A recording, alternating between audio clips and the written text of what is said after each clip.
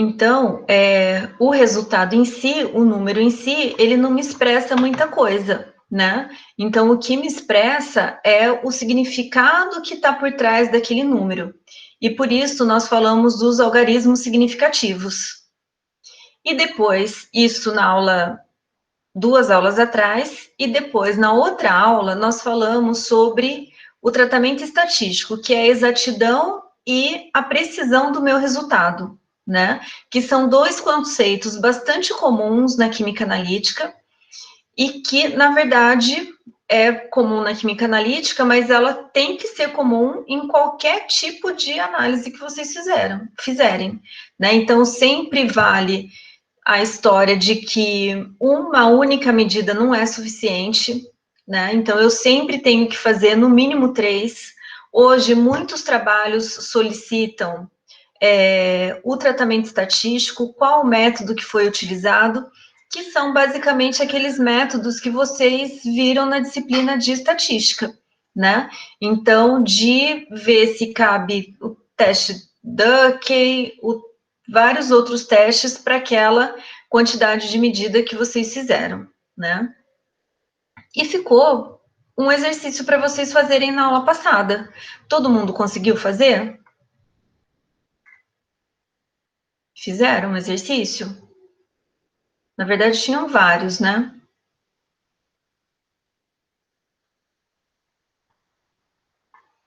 Não? Então, vamos lá. Eu vou colocar aqui para vocês.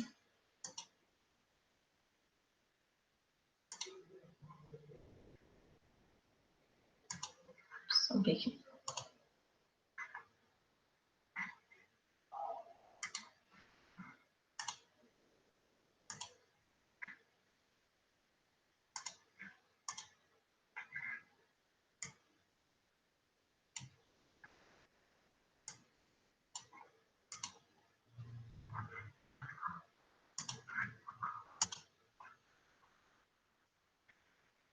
Todo mundo enxerga, pessoal? Lembrando que meu chat está aberto. Então, se vocês tiverem alguma dúvida, alguma coisa, pode ficar à vontade.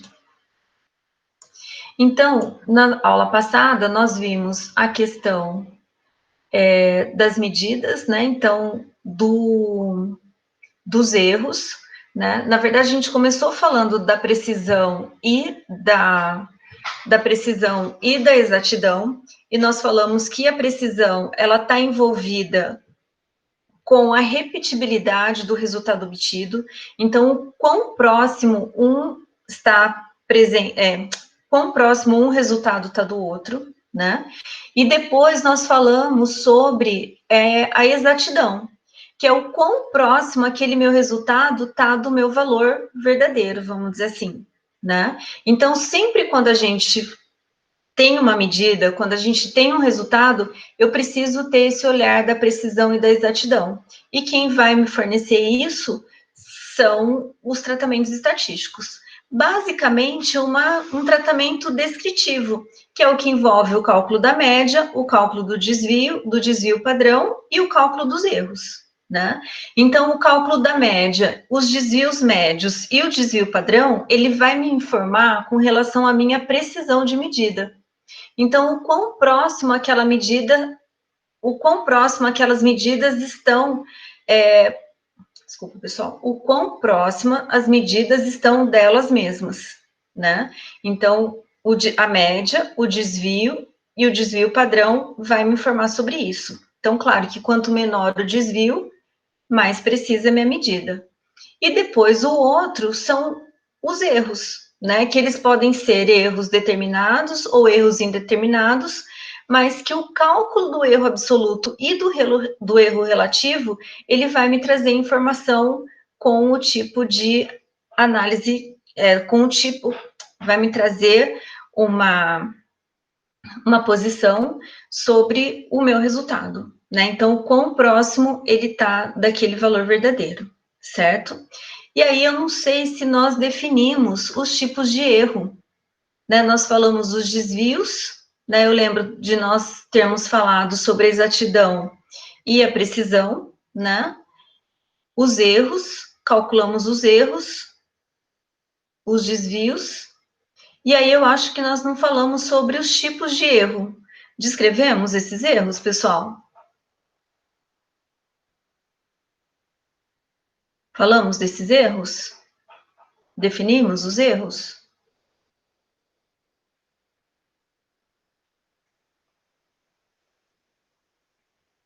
Sim, não?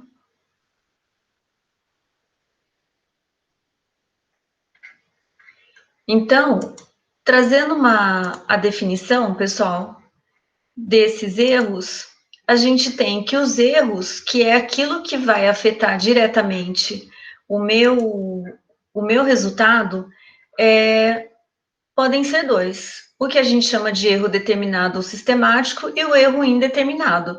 Pela própria definição, a gente já pode perceber que o erro determinado, eu conheço esse erro. Se eu conheço o erro, é possível eu poder minimizá-lo. Mas o erro indeterminado, eu não tenho como saber que erro é esse. Então, consequentemente, fica mais difícil de minimizar, né? Então, os erros determinados ou sistemáticos possuem um valor definido e podem ser medidos e computados no meu resultado final. E os erros indeterminados não possuem valor definido, não são mensuráveis e flutuam de modo aleatório.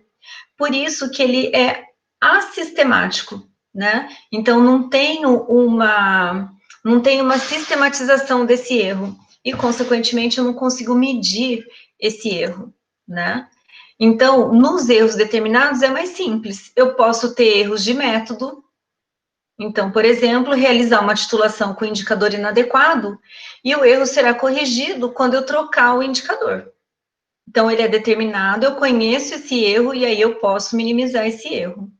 Posso ter os chamados erros operacionais, que são aqueles relacionados a manipulações feitas durante a realização da análise, depende da capacidade técnica do analista.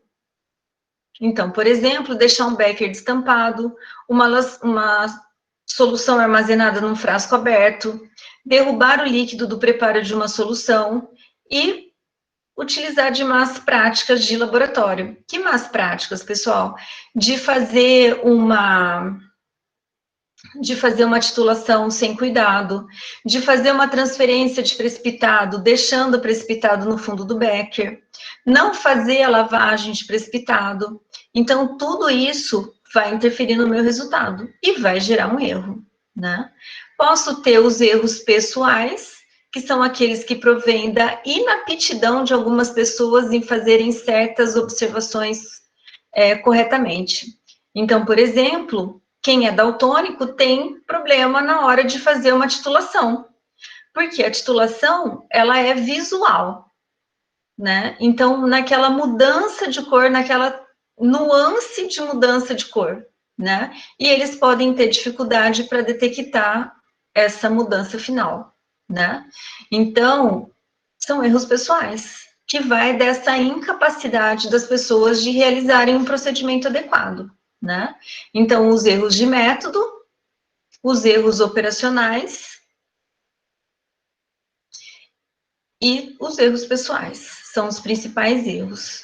Erros devidos a instrumentos e reagentes relacionados com as imperfeições dos instrumentos, aparelhos volumétricos e reagentes, que a gente vai falar hoje da questão da vidraria, que ela tem que ser calibrada, e vai falar da pureza dos reagentes. Por que é tão importante, pessoal? Acho que eu comentei com vocês na aula passada, que se eu quero preparar uma solução de NaOH, 100 ml, 0,1 mol por litro, eu primeiro preciso fazer a conta para saber o quanto de massa de NaOH que eu vou precisar para preparar essa solução de 0,1 mol por litro, certo? Mas eu sei que o NaOH, ele não é um padrão primário. Então, eu tenho um NaOH, ele está dentro do prazo de vencimento, mas a hora que eu abro fresco, as minhas pastilhas de NaOH, elas estão úmidas. E aí, a hora que eu fiz a conta, eu ia precisar de 0,4 gramas de NaOH. E eu fui lá e pesei exatamente 0,4 gramas de NaOH. Mas será que a minha solução, ela... E transferiu o sólido para o meu balão, agitei o balão, aferir o menisco com a água, né? Então, gastei toda a minha boa prática de laboratório no preparo dessa solução, mas eu utilizei um reagente que ele estava melado. Esse reagente estar melado, pessoal, significa que ele absorveu água. Então, quando eu fui pesar aquele 0,4 gramas de NaOH, eu pesei 0,4 gramas de NaOH.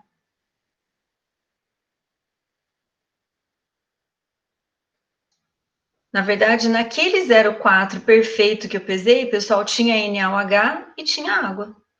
Então, na verdade, quando eu colocar isso no meu balão volumétrico, não é os 0,4 gramas de NaOH que vai preparar minha solução, vai ser menos. Então, eu estou supondo que a minha solução ela está numa concentração de 0,1 mol por litro, mas na verdade ela pode estar 0,095 mol por litro. Ah, mas é um erro tão pequenininho, mas ele vai trazer diferença. A mesma coisa de eu utilizar, então, aqui, esse exemplo do NaOH em pureza, e depois, um outro caso, né, de instrumentos e reagentes é a vidraria não calibrada. Por que vidraria não calibrada? Porque quando você utiliza um balão volumétrico, vocês sabem que o balão volumétrico, ele é uma vidraria de exatidão. Por que ele é uma vidraria de exatidão? Porque se o fabricante está te informando que naquele volume tem 100 ml, então você está confiando que tem 100 ml. Mas é garantia? Comprei lá um lote de balão volumétrico de 100 ml. É garantia que todos estarão com um volume de 100 ml?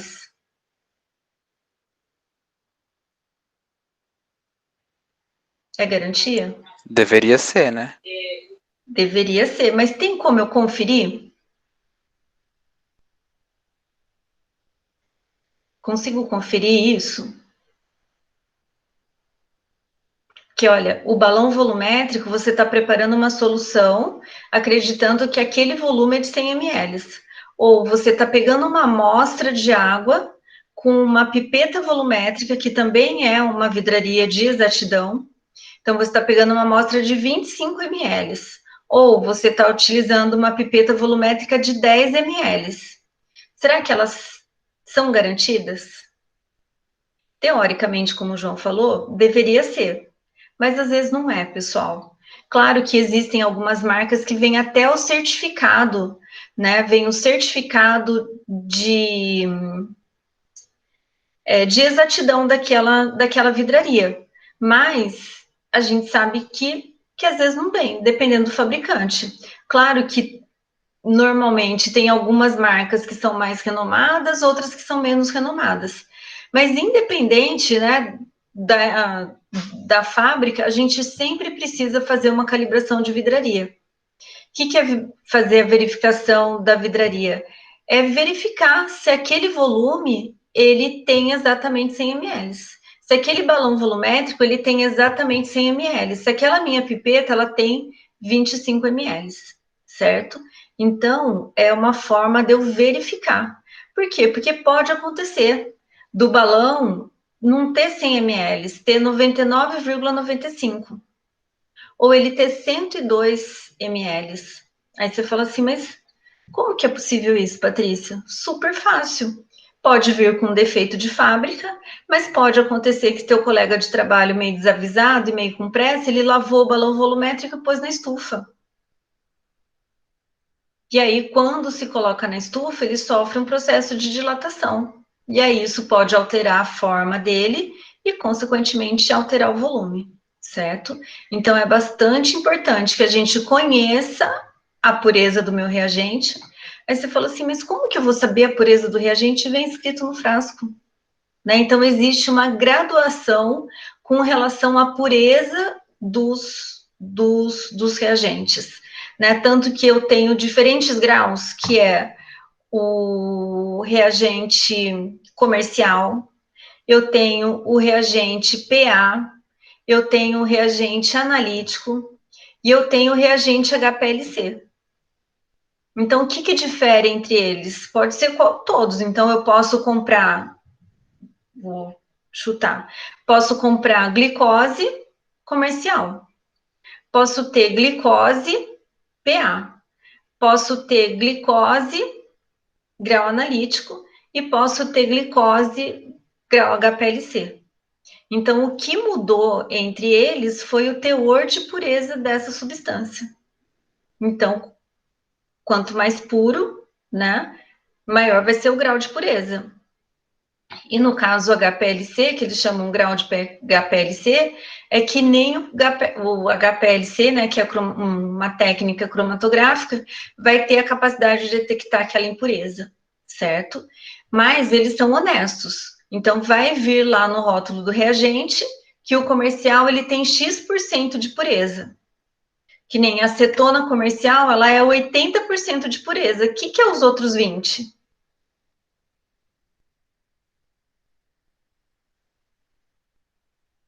O que é o outro 20%?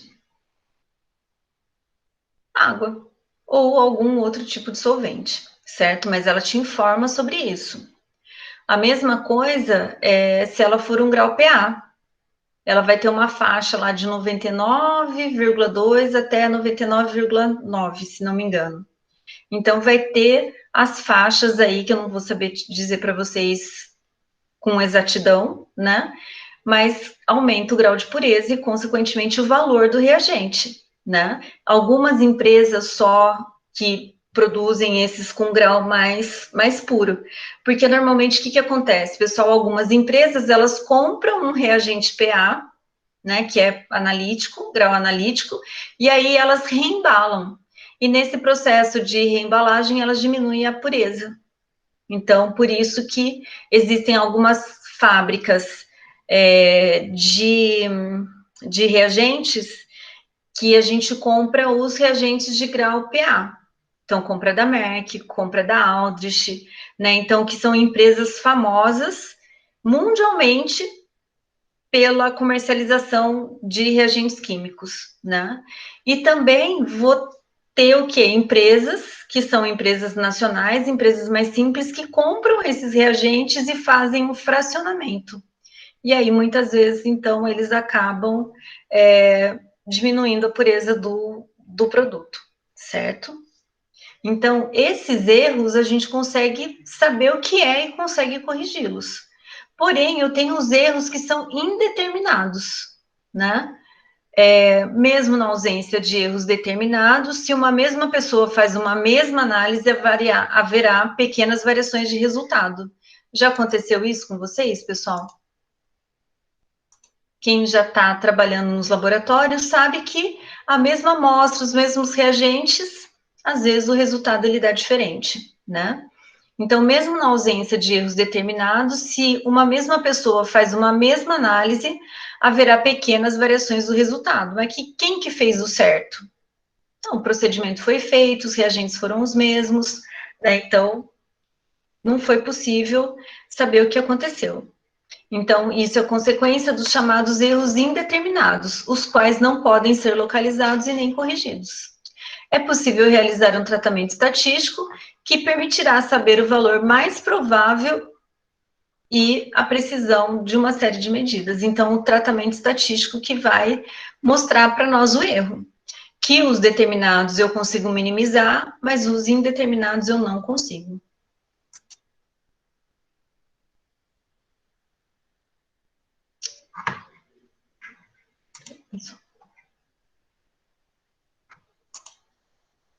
Aqui, o desvio padrão, né? Na verdade, está um pouquinho fora de ordem. A precisão das medidas que nós vimos, né? Então, que a precisão a gente mede em função do desvio médio e do desvio padrão, que a gente já fez algumas continhas na aula passada. E ficou esses exemplos. Alguém fez, pessoal, esses exemplos? A gente fez um em sala, né?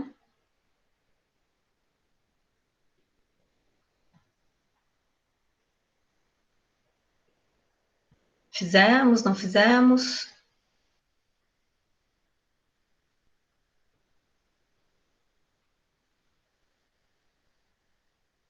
Aqui, pessoal, são 6 sets de experimentos, né? Então, são 6 experimentos diferentes. E que em cada um deles, em alguns foram feitos 5 medidas, em outro 3 medidas, em outro 4 medidas, em outros 5 medidas, em outros 6 medidas. Mentira, 5 medidas.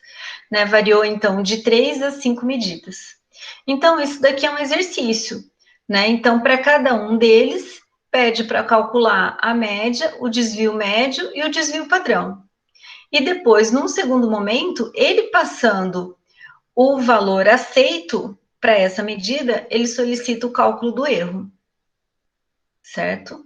Podemos fazer, pessoal? Façam, por favor, esse do 7C, desculpa, do 7B. 3 valores. Cálculo da média, do desvio médio e do desvio padrão. Fazem rapidinho aí? E lembra que a gente tem que olhar para os algarismos significativos. Não esquecer deles.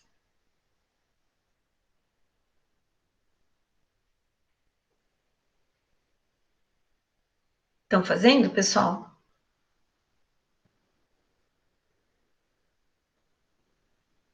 Tá. Então, 5 minutinhos para vocês fazerem.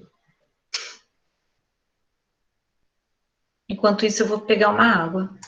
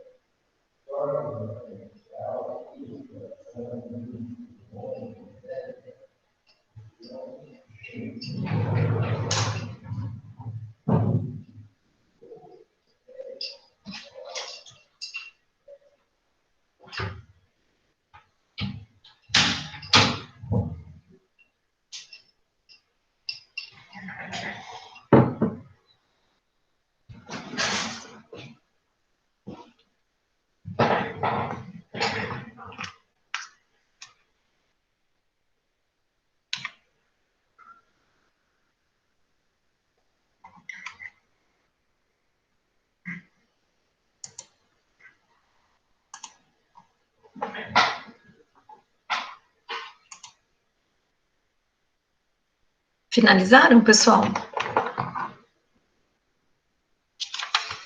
Então, se a gente for pegar esse set de medidas B, como que fica esse resultado?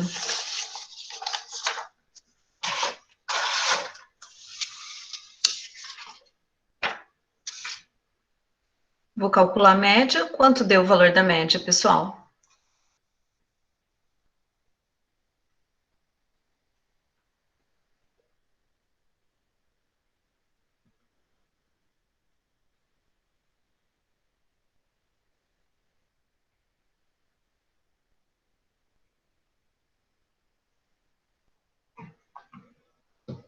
Deu isso?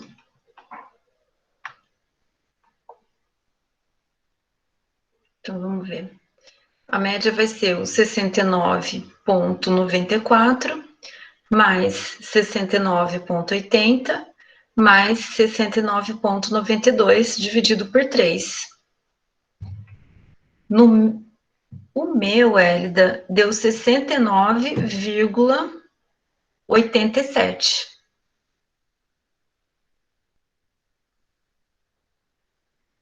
Que somando esses três, né, que nós estamos fazendo. Certo? Então, a minha média deu 69,89. Bom, tenho que colocar as duas casas decimais? Tenho, porque lembra que depois da vírgula eu tenho dois algarismos significativos. Então, esses números, eles precisam ser respeitados, certo? Bom, aí ele pede o desvio médio. Qual que vai ser o desvio médio? Se a minha média foi 69,89, de cada uma das minhas medidas, eu vou ter que fazer o cálculo da diferença. Então, do 69,94 para 69,89, o meu desvio foi de 0,05. Da minha medida de 69,80 para minha média 69,89, o meu desvio foi 0,090. E depois da minha medida 69,92 para 69,89, o meu desvio foi de 0,3. Certo? Então, para eu calcular o desvio médio, eu vou somar tudo isso daqui e vou dividir por 3. Fazendo essa conta também, a gente vai ter aí a somatória 69,87.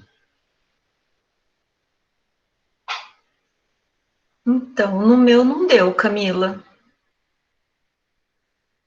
O meu, na verdade, deu 69,88666667.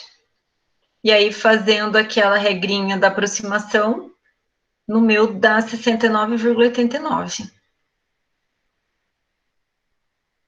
Certo?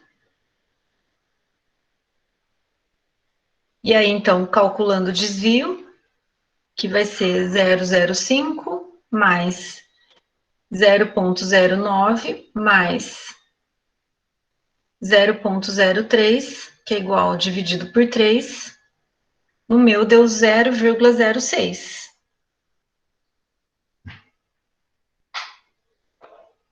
Que, na verdade, dá 0,05666667.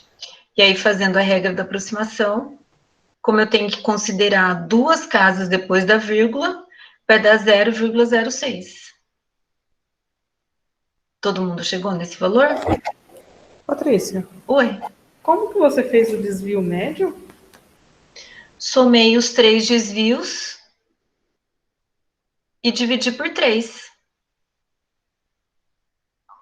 Só que eu tenho que somar ele modular. Porque se eu for somar com positivo, negativo, ele vai dar 0.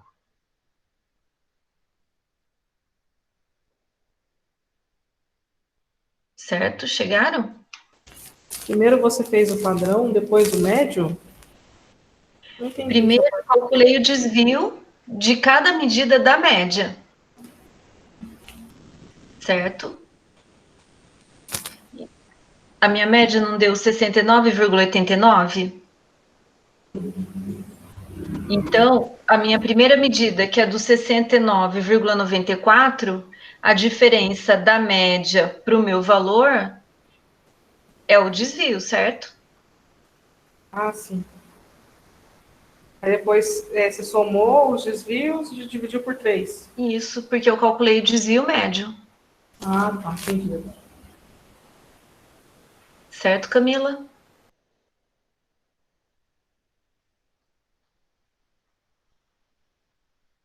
Isso, 006.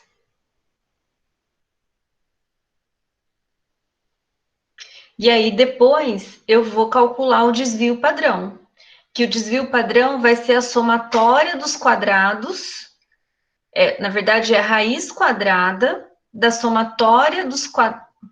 Desculpa, pessoal. A raiz quadrada das somatórias dos desvios ao quadrado dividido pela quantidade de medidas.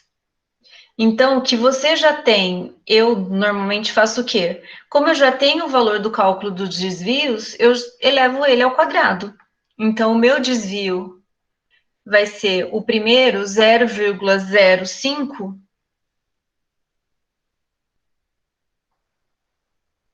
vai dar 0,0025. 0,09 ao quadrado, 0,0081. E o 0,03 vezes 0,03,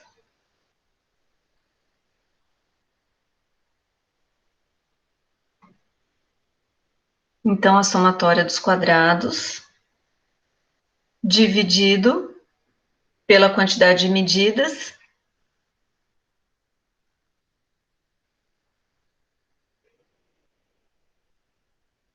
dividido por 3.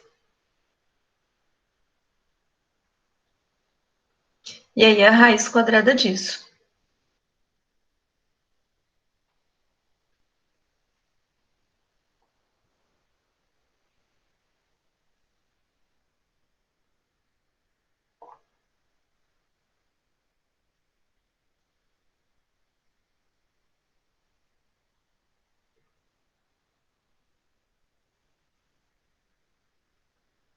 Que na minha conta também deu 0,06.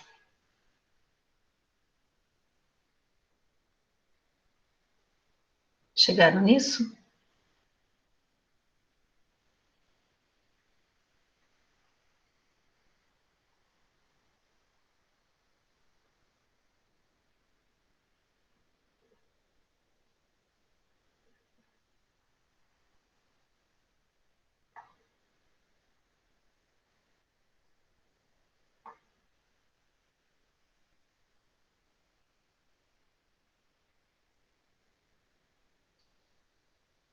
Chegaram?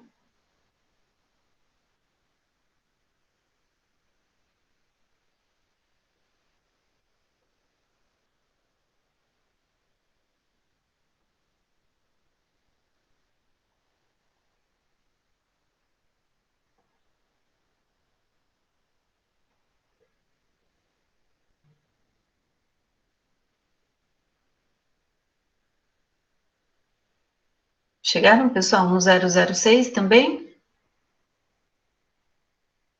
De desvio padrão?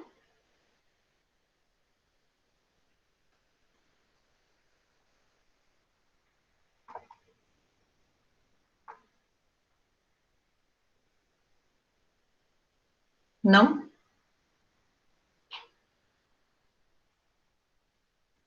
0,1? Então, mas você aproximou, Marcos? Porque não pode aproximar. Lembra que são duas casas depois da vírgula.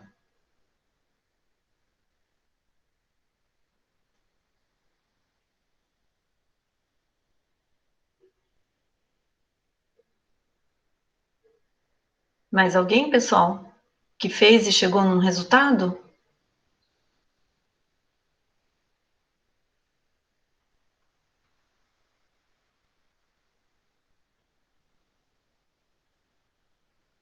Bom, então na minha conta o desvio padrão deu 0,06. Vejam, pessoal, que o desvio padrão, ele deu o mesmo valor do desvio médio. Por que esse valor foi igual? Porque a minha quantidade de medidas é muito pequena. São só 3 medidas. Quando eu faço uma quantidade de medida maior, eu consigo enxergar a diferença do desvio padrão e do desvio médio, certo? E hoje, pessoal, existem programinhas, a própria calculadora científica de vocês faz essa conta, né? Só coloca os valores de cada medida e ela já calcula a média, o desvio padrão e tudo que precisa calcular, certo? Mas é importante a gente saber como faz. No item 2, pessoal, ele pede para calcular os erros, baseado no número que ele forneceu. Então, no caso do meu B, o valor verdadeiro ele considera como 69,75. Então, o valor correto, né? O valor estimado, né? É 69,75. O nosso valor médio deu 69,89. Então, o erro absoluto vai ser a diferença entre eles. Então, o erro absoluto vai ser o 69,89 menos 69,75 que ele está considerando como valor real. Que aí esse meu erro deu 0,14.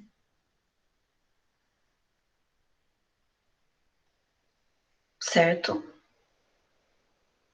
E aí o erro relativo vai ser esse 0,14 dividido pelo valor real vezes 100.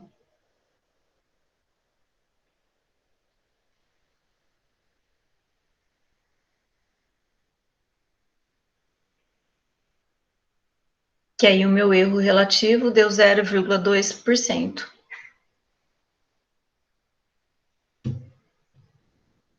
Chegaram nisso?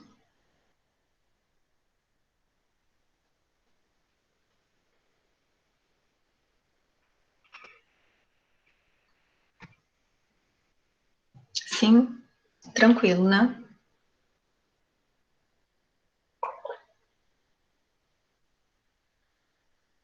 O cálculo de erro é bem facinho. Então, pessoal, tem outros sets. Acho que a aula passada a gente fez do A, agora a gente fez o B. Aí fica para vocês fazerem em casa, pessoal, todo o set C, D, E e F.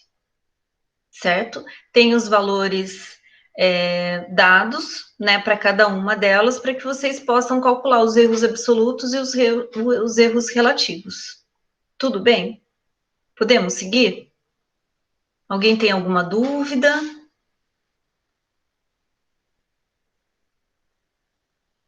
É o tratamento estatístico bem básico.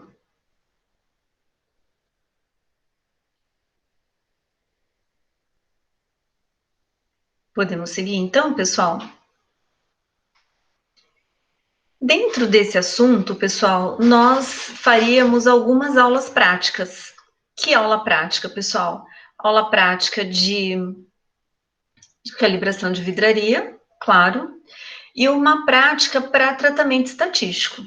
Então, a gente vai conversar um pouquinho sobre essas práticas e aí depois eu vou entregar uns dados para vocês, vou colocar no Aprender, para que vocês simulem a prática, certo? Então, eu vou falar desses tópicos por meio de um exercício. Então, eu vou projetar de novo.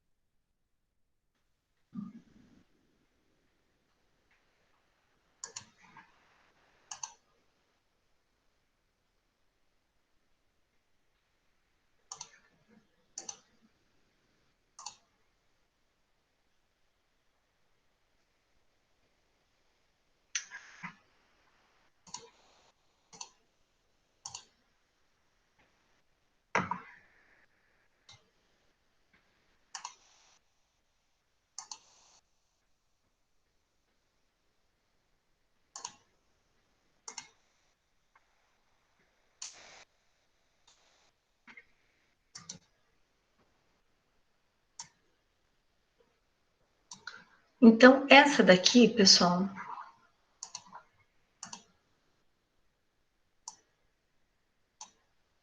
na verdade, eu peguei alguns exercícios de uma lista e trouxe para vocês. Todo mundo enxerga?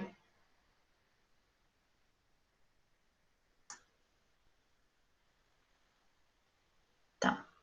Então, esse primeiro exercício, pessoal, na verdade, foi um exercício de prova, né? Então, ele fala que solicita-se que você e um colega de laboratório determinem a densidade de uma amostra de ouro, cuja densidade é 19,83. A massa é precisamente conhecida com 4 algarismos significativos. Você usa uma régua métrica simples para medir as suas dimensões e, depois de calcular o volume, determina a densidade conforme mostrado na tabela. O seu colega usa um piquinômetro de precisão para medir as dimensões e calcula, então, a densidade, que é o método B. Então, você obteve por esse método A e o seu colega obteve o resultado por esse método B. E aí ele pede para calcular a densidade média, o desvio padrão para cada um dos métodos. Pede para calcular o erro relativo e absoluto para cada valor médio obtido para cada um dos métodos. E qual método tem um valor médio mais preciso? E qual método tem um valor mais exato? De cara aqui, pessoal, o que a gente percebe? Qual foi a grande diferença do método A para o método B?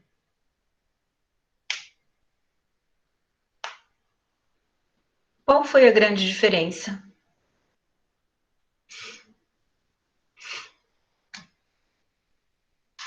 Alguém pode dizer?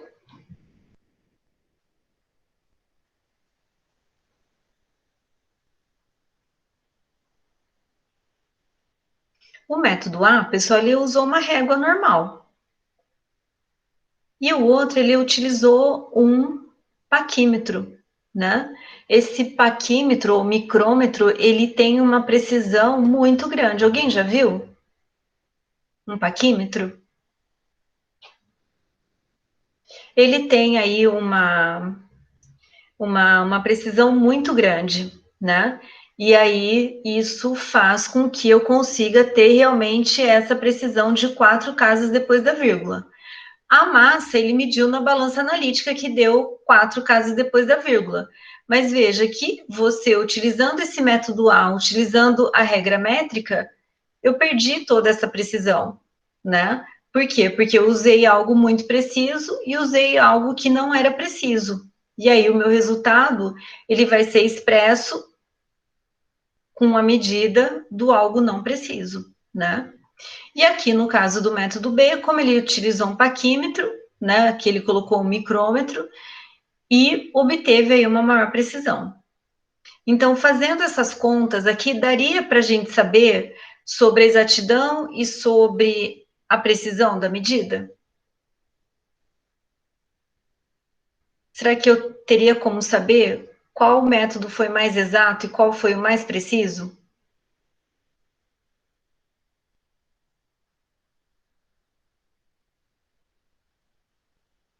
Ou tenho que fazer as contas mesmo?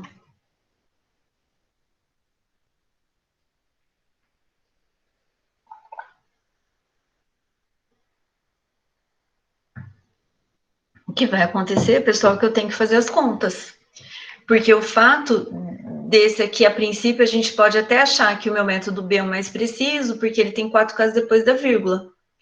Mas eu não tenho como saber, porque de repente ele pode dar valores completamente discrepantes. Ó, se a gente for olhar aqui, ele tem 78,95, 89,54, 78,86, 88,76.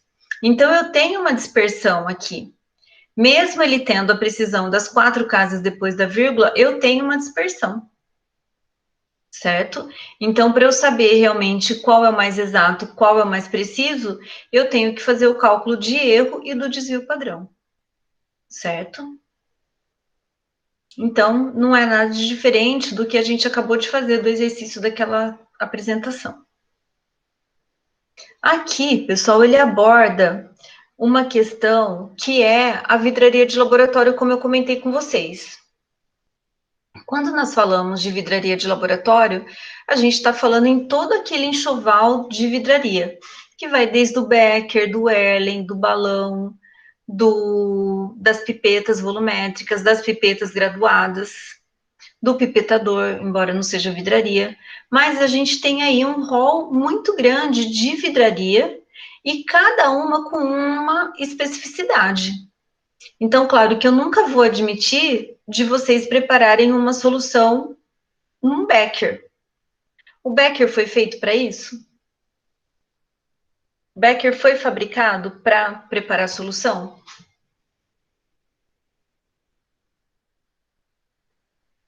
Não vem falar que às vezes foi, né? Que ele não foi, pessoal. Tanto que o Becker ele não tem precisão nenhuma, né? Lembra lá de uma das primeiras práticas de química geral que vocês fazem é verificar a precisão da vidraria. E Erlen, Becker, eles não têm precisão, porque eles não foram fabricados para isso. Eles foram fabricados para transporte de líquido, ou para ter uma noção do volume, certo? Então, por isso que Becker, Erlen, eu posso lavar e secar na estufa. Porque se ele tiver um pouquinho de dilatação e mudar o volume, a gente não vai ter problema nenhum com isso, certo? Diferentemente das vidrarias que a gente chama de vidraria de exatidão.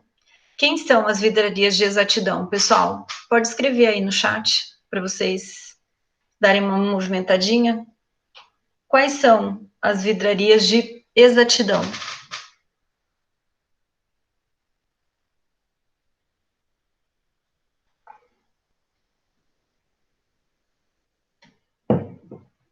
Balão volumétrico, qualquer medida, qualquer volume.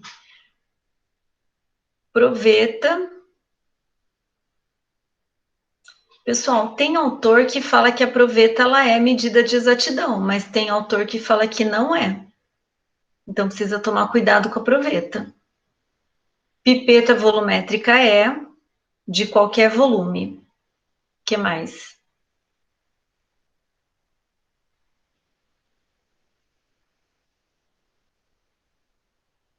Algo mais?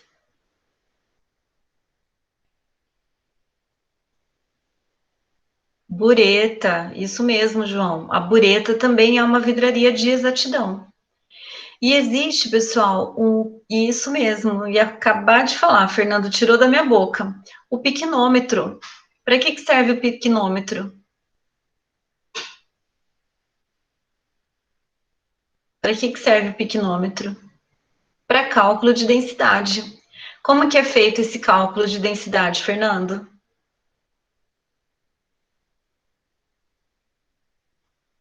Utilizando o piquinômetro.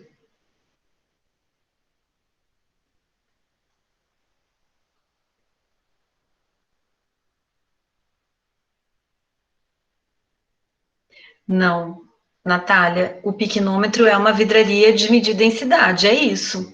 E ele não pode ir na estufa, porque ele é uma vidraria de exatidão. Como que é o funcionamento? Fernando não usou, né? O funcionamento, pessoal, ele é simples. Ele tem um volume fixo, que tem piquinômetro de 10, de 15 ml. Aí eu adiciono água, né? Então peso ele vazio, adiciono água. Ele tem uma tampa que tem um furo para sair o excesso de ar e de água, né? E aí eu peso novamente. E aí eu anoto a massa, então com isso eu obtenho a massa de água que está dentro do piquinômetro e, no caso, fazendo determinação da água, tá, pessoal? Então eu coloco a água no piquinômetro, determino a massa da água dele e ele tem um volume fixo.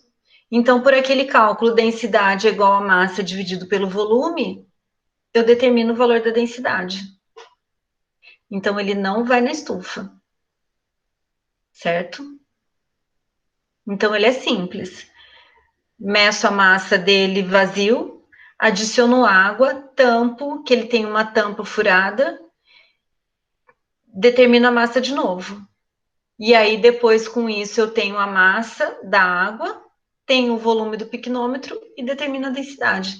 Na verdade, eu não utilizo o piquenômetro só com água. Eu utilizo o piquenômetro para determinar a densidade de qualquer tipo de líquido, certo? Ele é bem bonitinho mesmo. Pequeno, tem uns, acho que de 20 ml, de 15 ml, que dá vontade de levar para casa, né? Enfim, é isso, o piquenômetro também é.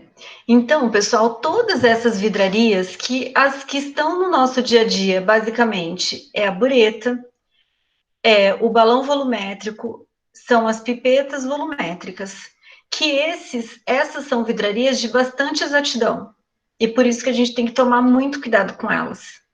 Depois existe um segundo escalão, se assim eu posso dizer, que é onde está a proveta e onde está a...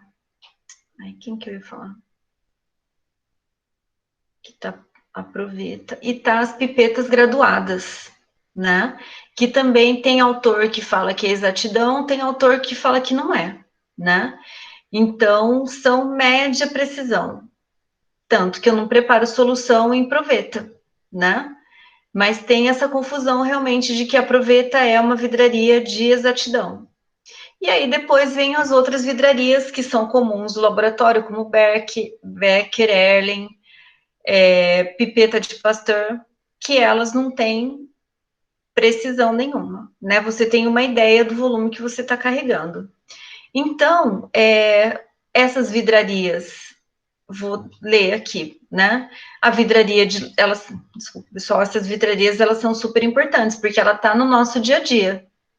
Então, vidraria de laboratório são, em sua maioria, instrumentos de vidro cristal ou temperado para que as medidas sejam precisas e o recipiente não reaja com a substância contida nela. Entretanto, a vidraria de laboratório deve ser tratada com maior cuidado, principalmente porque o vidro utilizado é mais trabalhado que qualquer outros vidros, por isso são mais caros. Os materiais de metais podem servir para o suporte e manuseio de vidraria, e existem também materiais de porcelana, de borracha ou plástico e materiais que não são fontes de aquecimento, certo? Então, não é qualquer vidro, né? Então, quando um colega seu fala para você lavar a louça de um almoço que ele te convidou, né? Porque ele fala que você está acostumado a lavar vidraria, fala que a vidraria é diferente, né? Não sei se vocês já passaram por esse tipo de piadinha, né? Que diz que químico adora uma pia suja, né? Não vai no almoço, né? E por quê? Porque na verdade é vidraria, né? A gente tem que lavar de uma maneira adequada, certo? Bom, de acordo com o vocabulário internacional, de termos fundamentais, a calibração representa um conjunto de operações que estabelece, sobre condições específicas, a relação entre os valores indicados por um instrumento de medição, sistema de medição ou valores representados por uma medida materializada ou material de referência, e os valores correspondentes às grandezas estabelecidas por esse padrão. De maneira muito simples, podemos dizer que calibrar significa colocar um instrumento de medição em condições de utilização por meio da comparação dos valores das medidas fornecidas pelo instrumento. Com os valores padrão, aplicam-se, quando necessário, o ajuste ou regulagem. Certo? Que isso um engenheiro que explicou. Então, o que ele fala? Que, na verdade, nós temos as vidrarias que são utilizadas, mas que essas vidrarias precisam passar por uma calibração. E aí ele fala: por que devemos calibrar os equipamentos e vidraria? Descreva a metodologia para a calibração de um balão volumétrico de 100 ml. O que fazer se um balão volumétrico não estiver com o volume informado pelo fabricante? Então vamos lá, pessoal. Como que a gente faz a calibração de um balão volumétrico?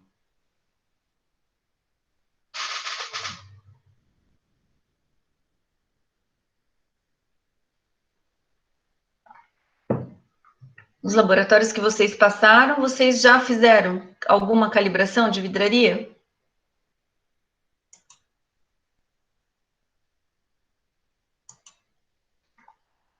Sim, não.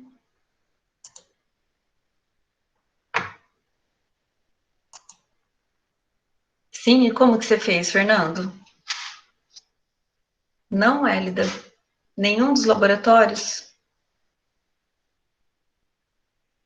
Então é muito simples mesmo, e é com água. Mas como que é isso, Fernando? Eu fiz, professora, mas foi assim, ó, não sei se está correto. Eu pegava o balão, enchia. Não, eu pesava o balão, aí depois enchia de água, pesava o balão de novo. Certo.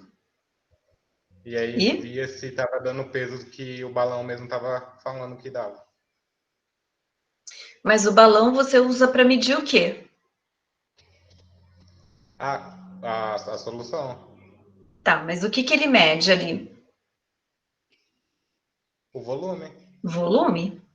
Então, na verdade, quando a gente faz a calibração de um balão, a gente está aferindo ou está calibrando para saber o volume dele. Esse pesar aí que você comentou, Fernando, na verdade é da técnica, mas o que a gente faz é determinar a densidade. Então, normalmente utiliza água e é esse procedimento mesmo. Eu peso o balão vazio, adiciono a água corretamente na temperatura ambiente. Sim. Então, coloco lá a água até o menisco. Aí peso. Nisso eu vou ter uma diferença, e a diferença vai ser a própria massa da água. Só que eu não quero saber a massa da água, eu quero saber o volume do balão. O balão é. Então, o que que a gente vai fazer? Se é um dia como hoje, que está 32 graus, eu vou lá na tabela e vou verificar qual é a temperatura ambiente e qual é a densidade da água nessa temperatura. Que a gente sabe que a densidade da água, 1 grama por ml, pessoal, é numa temperatura de 20 graus. Então, aqui no nosso meio, não é 20 graus a temperatura, então o valor da densidade ele é diferente. Então, quando a gente consulta uma tabela para saber a densidade da água a 32 graus, eu vou chutar que a densidade está 0,9987 gramas por ml, certo? Então, eu tendo o valor da densidade, tendo o valor da massa, eu consigo determinar o valor do volume, determinar o valor do volume? Que eu vou partir de onde? Eu vou partir que a densidade é igual à massa dividido pelo volume, certo? E aí, adequando isso, porque eu tenho o valor da densidade, tenho o valor da massa, o que vai sobrar é o valor do volume. Então, o volume vai ser igual à densidade dividido pela massa. Então, as duas grandezas são inversamente proporcionais, e aqui eu tenho, então, a densidade da água e tenho o valor da massa pesada. E esse volume tem que dar 1. Né? Na verdade, desculpa, ou a densidade, consultando a tabela, 0,9987, dividido pela massa, e com isso eu vou determinar o volume, que ele tem que estar o mais próximo possível, ou ser exatamente o volume daquele balão que está indicando o balão. Fica claro, pessoal?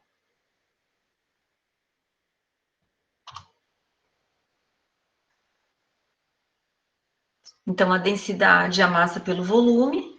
O V aqui é o volume do balão, que é que eu quero saber. A densidade é o valor consultado para a temperatura ambiente, dividido pelo valor da massa, que é a massa da água que estava no balão. Patrícia, Oi. até quanto é aceitável assim, para esse balão ser usado ainda, quando fizer a calibração? Assim? Então, depende do fabricante. E depende do quão exato que você precisa da sua medida. Porque normalmente o que a gente faz? Utiliza utiliza o volume real do balão. Então, se na hora que você fez a conta e você está usando um balão de 100, mas você fez a conta e viu que esse balão deu 0,9785, não, deu 99,8975, o que você vai fazer? Você vai utilizar esse volume real de 99,8975. Existe, então, daí você preparou uma solução de NaOH e aí você vai ter que recorrigir isso. Por quê? Porque na solução você fez a conta. A concentração vai ser a massa que você pesou de NaOH dividido pelo volume. Só que o volume não é mais 100 ml, o volume é 99,8975. E aí você refaz a conta com esse valor real. Então, para não descartar, eu posso utilizar esse valor real. A única coisa é que você tem que ter bem anotado qual é o balão que está com problema, para você fazer essa correção.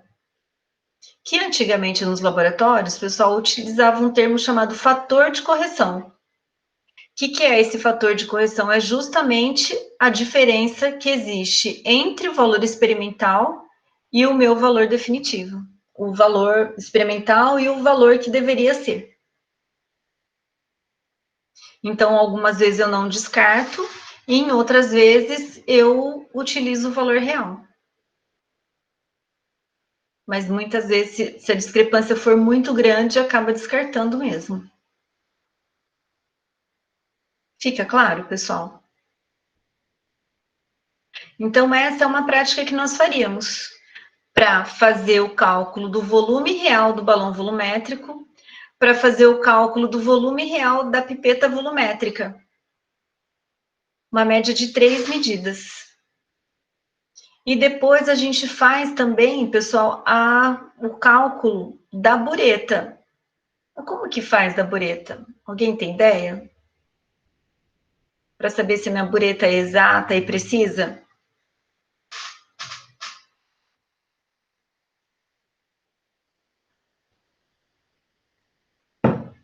O princípio, ele é exatamente o mesmo.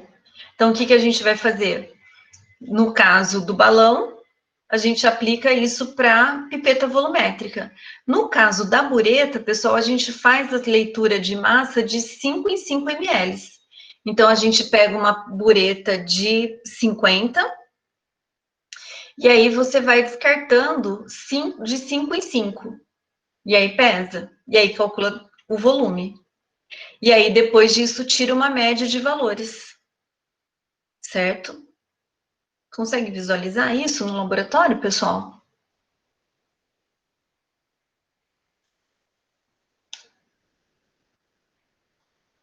É bem simples, mas resolve e é fundamental. Então, se alguém for prestar alguma prova prática, se alguém for fazer algum exame prático, pessoal, falar da calibração da vidraria é super importante. Então, você começa supondo que a vidraria já está calibrada, e aí se o avaliador falar, não está calibrada, aí vocês sabem como calibrar, porque ela é uma técnica bastante simples e fundamental. Então, precisa saber sobre calibração de vidraria, certo?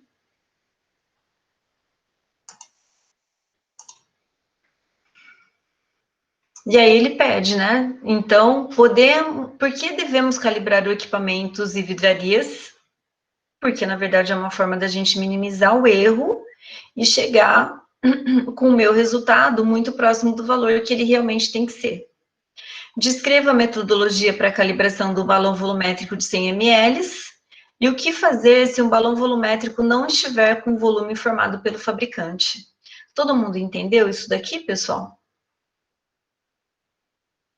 Para descrever a metodologia de calibração, foi essa que nós falamos, né? Então, de pesar o balão vazio, completar com água, pesar novamente, calcular o volume. Sempre abordando o valor da densidade naquela temperatura. Alguma dúvida, pessoal? E aí ele pergunta o que fazer com o balão, né? Eu posso ou utilizar o fator de correção ou descartar o balão. se o erro foi muito grande. Certo? Podemos seguir?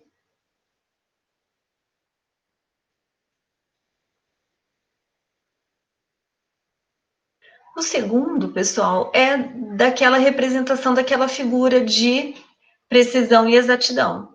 Então, o que, que ele fala? Que um analista deseja testar 4 balanças técnicas para avaliar a confiabilidade de suas medidas.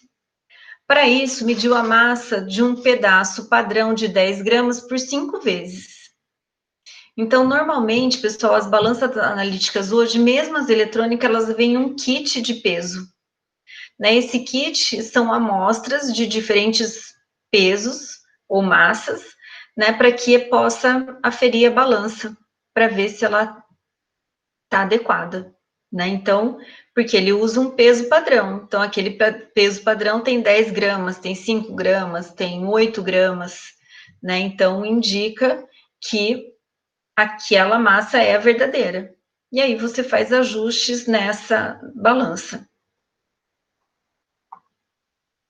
Igual nós conversamos a aula passada, né? Quando a gente falou de erro, que na verdade eu posso minimizar isso, um erro determinado, eu posso diminuir esse erro determinado fazendo uma calibração do meu equipamento, que foi o que a gente discutiu sobre a medida de pH, né? Então, de ter que informar o equipamento que aquele valor é 4, que aquele valor é 7, que aquele valor é 10, né?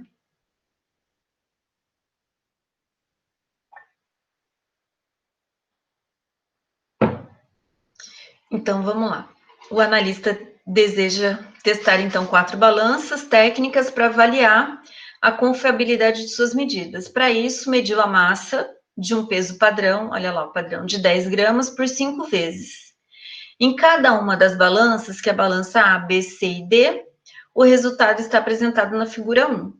Não havendo erro associado à medida, as 5 massas obtidas em cada balança deveriam ser todas iguais a 10, que é a massa do peso padrão.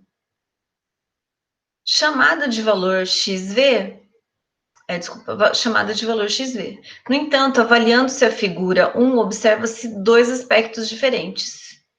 Em nenhuma das balanças usadas, as 5 medidas apresentaram o mesmo valor.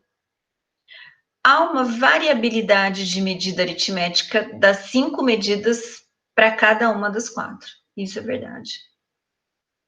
O analista deverá entregar um relatório sobre a confiabilidade das balanças. Ajude-o a escrever esse relatório.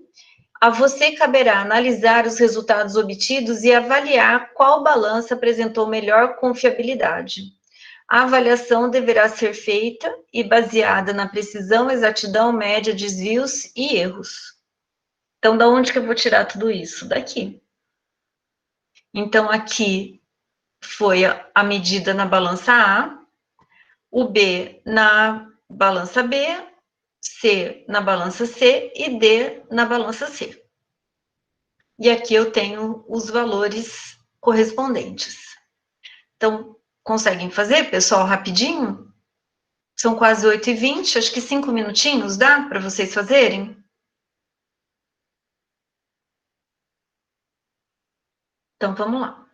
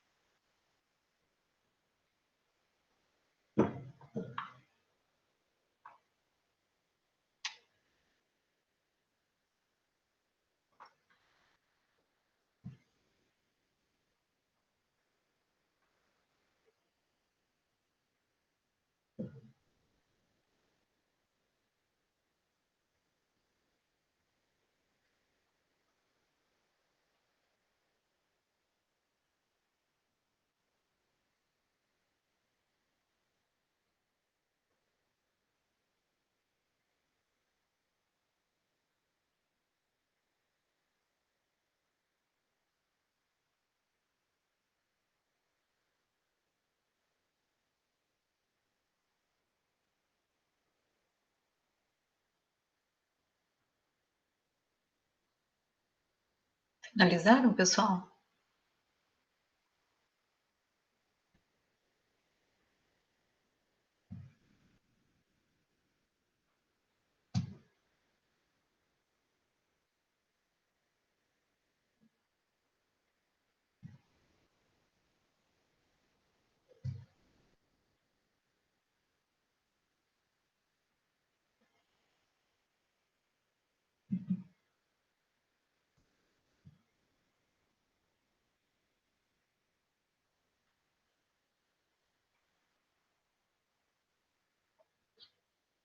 Então, qual das balanças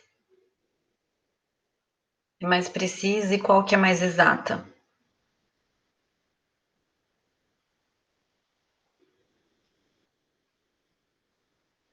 E como que vocês procederiam?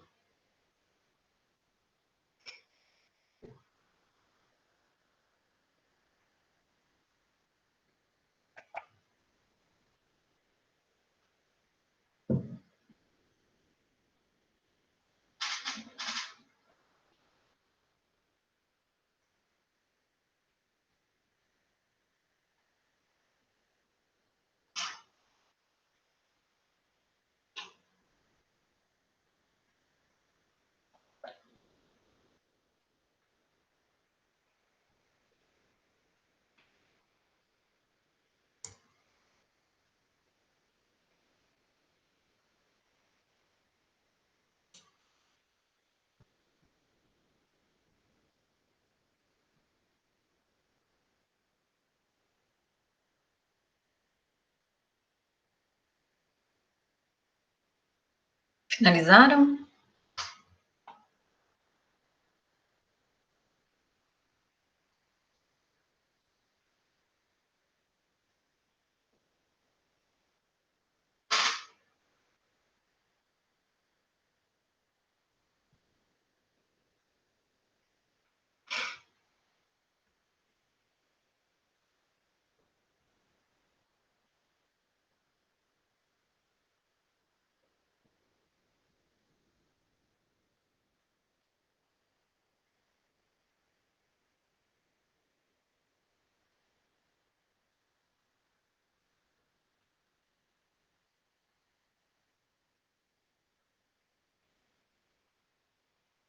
Podemos discutir, pessoal?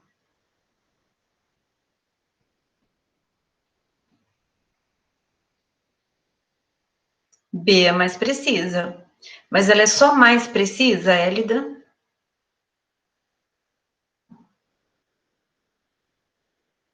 Eu posso falar que ela só é mais precisa? Eu posso falar mais alguma coisa dela?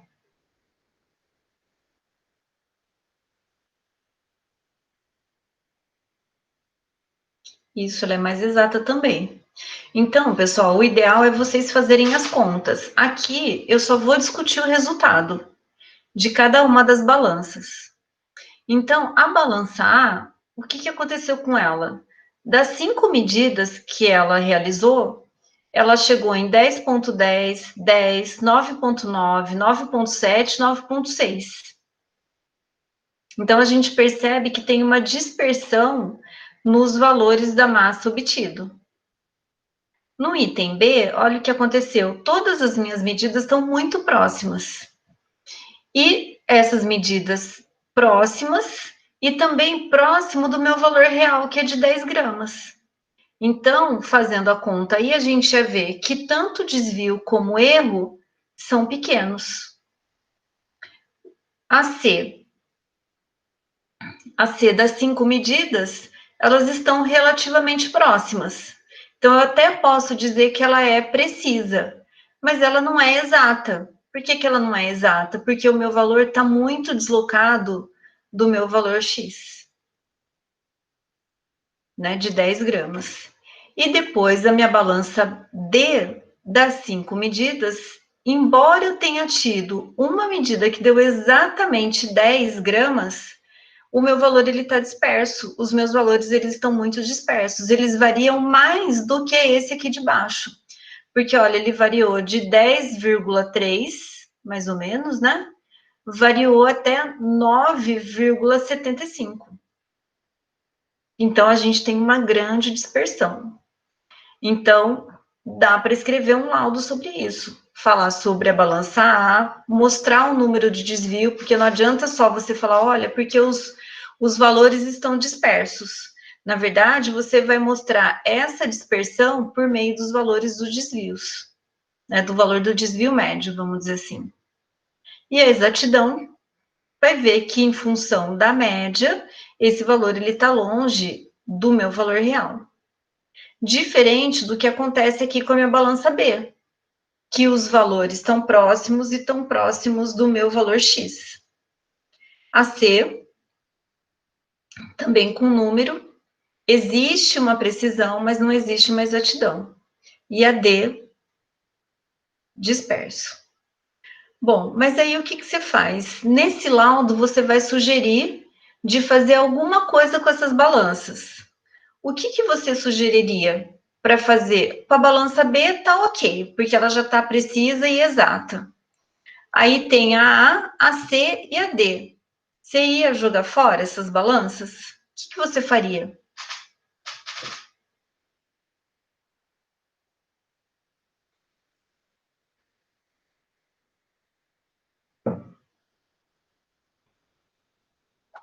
As três, João?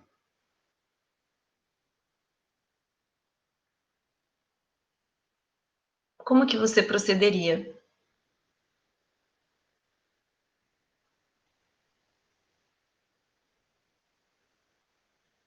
Eu calibraria, né? Porque eu não vou jogar uma balança hoje, pessoal, uma balança analítica, ela custa em torno de, dependendo da marca, de 10 a 15 mil reais, né?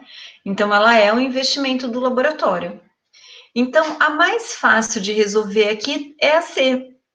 Por que a C está mais fácil de resolver? Porque as medidas, elas estão muito próximas umas das outras.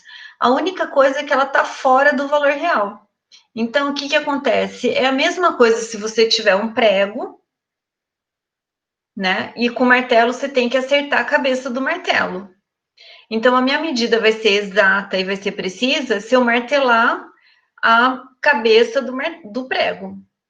No caso de C, pessoal, qual que é a imagem que eu tenho? Então, só voltando, B, eu tenho que ele está preciso e exato, então, pensando no prego e no martelo, ele está martelando corretamente, certo? No caso de C, pessoal, o que acontece? O meu martelo está martelando legal? Será que as minhas marteladas estão boas?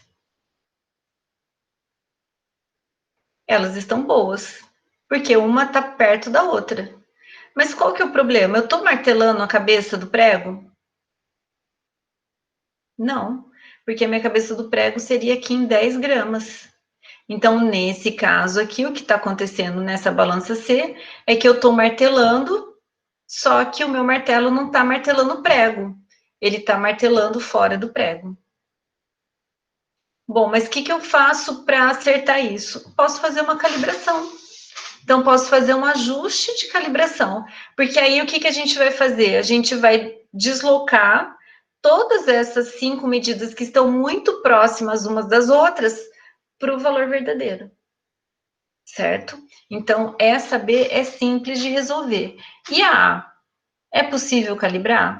É possível, só que ela vai dar um pouco mais de trabalho, tanto a A como a D. Por que ela vai me dar um pouco de trabalho? Porque se eu calibrar, eu não sei onde que está o meu erro. Ela tem um erro alto, mas eu não sei que erro é esse. Pode ser calibração, pode ser temperatura, pode ser vários fatores. Por quê? Porque, na verdade, são fatores que estão tornando o meu equipamento impreciso e não exato. Então, aí eu teria que mexer em várias coisas, mas vale a pena calibrar. Às vezes calibra e aí ele chega, por exemplo, no que é C. E aí você tem que insistir na calibração para que ele seja um perfil B, certo? E procedo dessa maneira tanto para A como também para D, né? Já que os dois sets de medidas, eles não estão precisos e também não estão exatos, certo? E aqui uma última que ele fala que o pH-metro é um equipamento essencial em laboratórios de análises químicas. Todo mundo concorda. Assim como as vidrarias volumétricas, é necessária sua calibração para que as medidas sejam confiáveis. Considerando o exposto, avalie verdadeiro ou falso as asserções a seguir e justifique. O processo de calibração de vidraria e equipamentos laboratoriais devem ser realizados com a utilização de padrões confiáveis e rastreáveis à rede brasileira de calibração.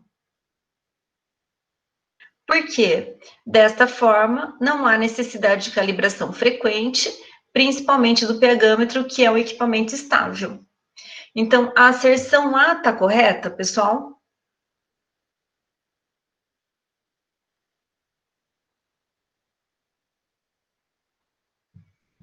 A asserção A está correta?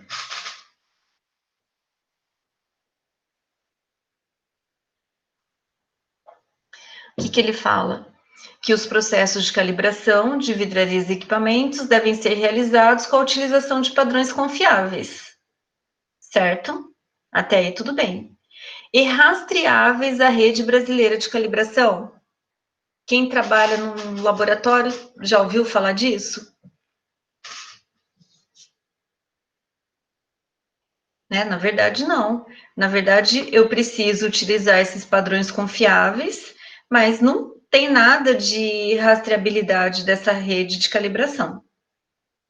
Depois, então, por quê? Então, os processos de calibração e vidraria e equipamentos laboratoriais devem ser realizados com a utilização de padrões confiáveis e rastreáveis à rede brasileira de calibração.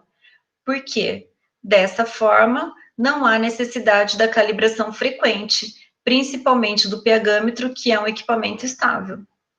Que é falso também, né, pessoal? Na verdade, eu preciso fazer a calibração utilizando padrões e preciso fazer a calibração frequente, principalmente do pH-metro, que ele não é instável. Então, o ideal é que a gente faça a calibração do pH-metro todos os dias. Se o tempo estiver muito instável, então um dia de muito calor, é aconselhável que se faça a calibração do pH-metro 2 vezes por dia. Porque ele também pode danificar o eletrodo. Certo? Então, essas, pessoal, são 4 questões que eu quis colocar para vocês.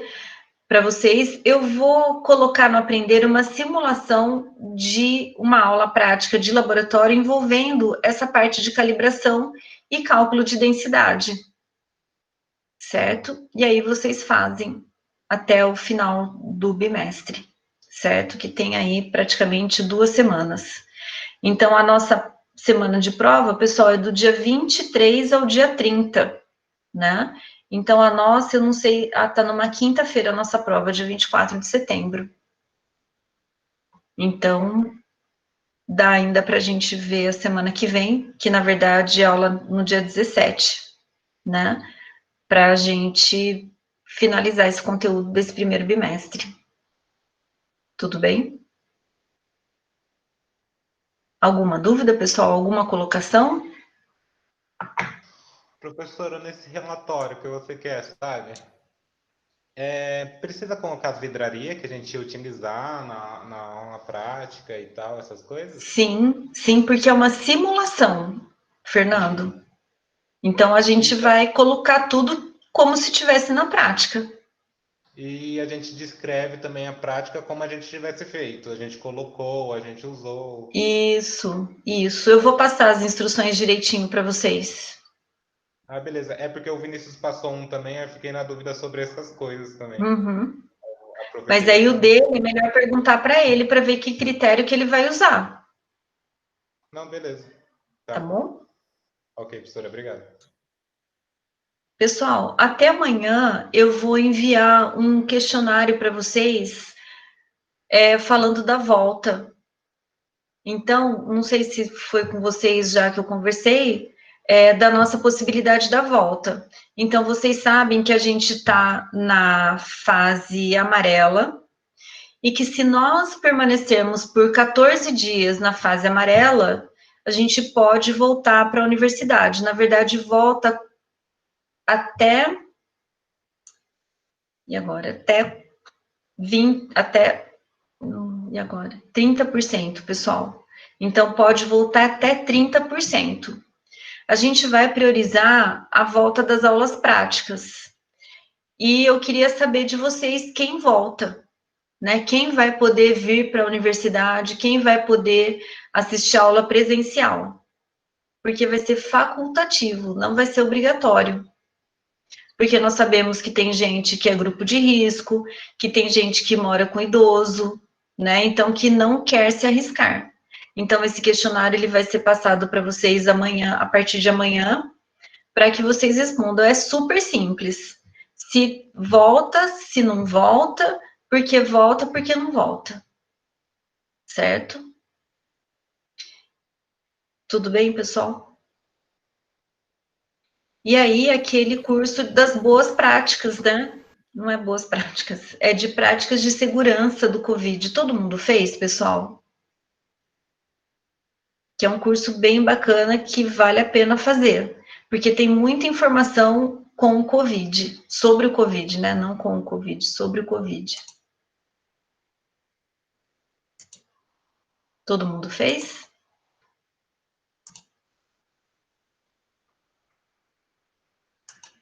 Sim, não? Ainda não? Ah, legal. Então, é importante realmente que vocês façam. Não é difícil, né? Pode fazer o questionário até 2 vezes, se não me engano, que é justamente para vocês poderem fixar os conteúdos envolvidos. E vale umas horinhas aí para vocês, certo? Patrícia, Alguma? Oi. sobre a volta às aulas, né? Você falou que vai ser facultativo, mas assim, para esse pessoal, como é que vai ser? Vai ser online ainda? E não Vai ser poder... online. A Mas gente vai aí, manter. tipo assim, metade da sala vai e metade não pode ir, ou não vai ter isso. Ou Vai. vai. Vai. Então, por isso que a gente vai fazer esse levantamento de quem realmente vai poder voltar, porque a gente sabe que tem várias questões envolvidas, né? Então, questão de gente que não vai ter transporte para vir, de gente que é grupo de risco. Então, a gente precisa fazer esse levantamento para a gente poder se organizar e, e planejar. Né? Na verdade, já está meio planejado, a gente não sabe quantos que vão voltar. Né? E aí, quando voltar, se tiver mais gente do que pode ser, né, disponíveis para voltar, aí a gente vai fazer um sistema de rodízio. E aí a intenção é transmitir as aulas práticas pelo Meet.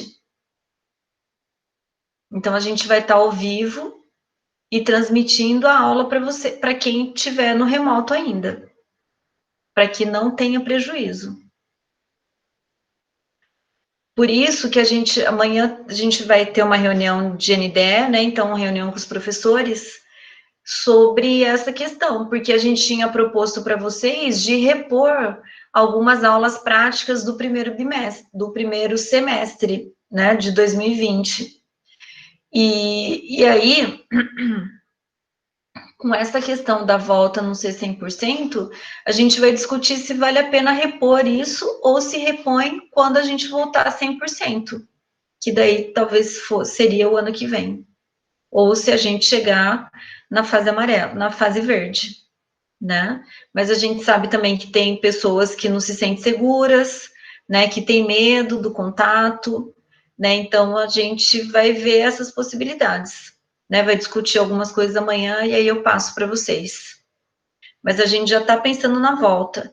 E a volta, pessoal, poderia voltar se tudo der certo, né, se a gente continuar na fase amarela, daria para voltar no dia 21 de setembro. Mas, em conversa com a coordenação, né, com a direção, que é a professora Marilena, eles acham que é melhor voltar depois das provas. Então, daí a gente já conseguiria voltar na primeira semana de outubro, nesse esquema aí dos 35%, 40%. certo? Então, a gente já tá se organizando, na verdade, já faz tempo que a gente está se organizando para essa volta, né? E, num primeiro momento, a prioridade serão as aulas práticas. Alguma colocação, pessoal?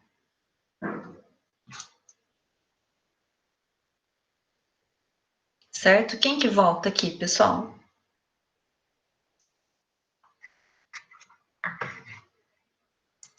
Todo mundo volta? Derek volta.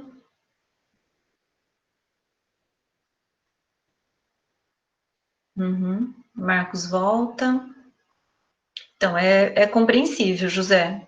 Então, por isso que a gente vai manter as aulas remotas.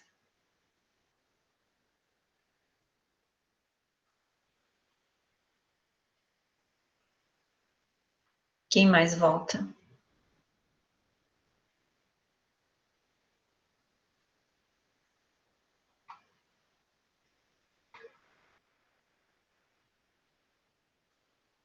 E aí, vocês, por favor, respondam de uma maneira bem honesta, porque é em função das respostas de vocês que a gente vai fazer o nosso planejamento.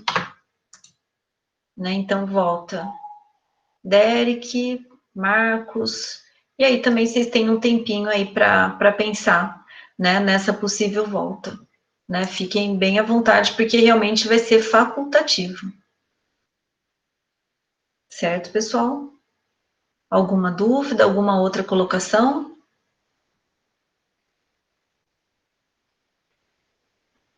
Então, por hoje é isso, pessoal.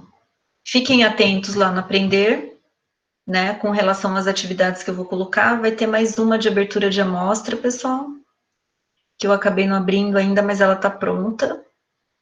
E o relatório. Aí a gente encerra. Aí vocês podem utilizar segunda-feira, porque segunda-feira nós não temos aula, né? Acho que é de conhecimento de todos que é feriado aqui em Presidente Prudente, e aí então a gente não tem aula. E aí, se vocês não ficarem tristes, aí uma atividade para vocês fazerem durante a segunda-feira. É, tem que fazer alguma coisa, né? Então é isso, pessoal. Obrigada pela presença. Não para nunca, sempre tem alguma coisa para fazer. Então, obrigado pela presença. E aí eu estou à disposição, vou ficar mais uns minutinhos aqui. Se alguém tiver alguma dúvida, quiser conversar sobre alguma coisa, eu estou à disposição. Boa noite. Boa noite, Marcos. Boa noite, Hélida. Obrigada, bom final de semana para vocês também.